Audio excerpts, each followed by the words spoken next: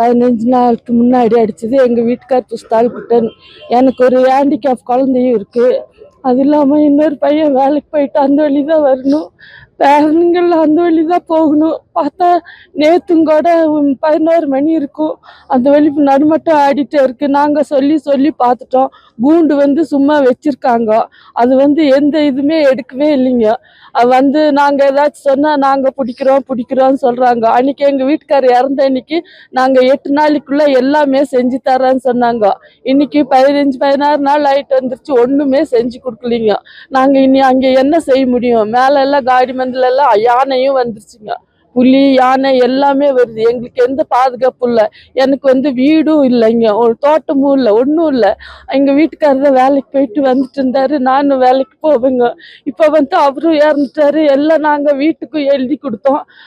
வீடு செஞ்சு கொடுக்குறதுன்னா 3 லட்ச ரூபா கொடுங்க, அங்கேருந்து லோக்கல் அடிங்க, இங்கேருந்து லோக்கல் அடிங்க. நாங்கள் எங்களால் முடியாதுன்னு சொல்லி எல்லாமே விட்டுட்டோம். இப்போ ஹேண்டிகேப் குழந்தைங்க எங்கள் நடக்காத பையனும் எங்கள் பையனும் தான் இருக்குது. அந்த பையனை வேலைக்கு அனுப்புறதுக்கும் எனக்கு பயமாக இருக்குது. வர வழி அந்த வழியிலேயே எப்போதுமே நடுமட்டம் நடித்து ஆகிட்டு இருக்கு. வீட்டுக்கு கீழேயும் கூட கத்துதுங்க. நாங்கள் என்ன பண்ணுறது? இல்லை பிடிக்காம இருந்தீங்களான்னா நாங்கள் வேற ஏதாச்சும் நடவடிக்கை எடுக்கிறதானாலும் நாங்கள் எடுத்து தான் தீர்வோம். இல்லைன்னா எங்களுக்கு ஒரு தீர்ப்பை எல்லாமே 3 நாளுக்குள்ளே அந்த புள்ளியை பிடிச்சி கொடுக்கணும். என்ன சந்திராவதிங்க. பிளே ஸ்டோர் மற்றும் ஆப் ஸ்டோரில் இருந்து பாலிமர் செயலியை QR கோடு மூலம் பதிவிறக்கம் செய்யுங்கள். செய்திகளை உடனுக்குடன் பெறுங்கள்.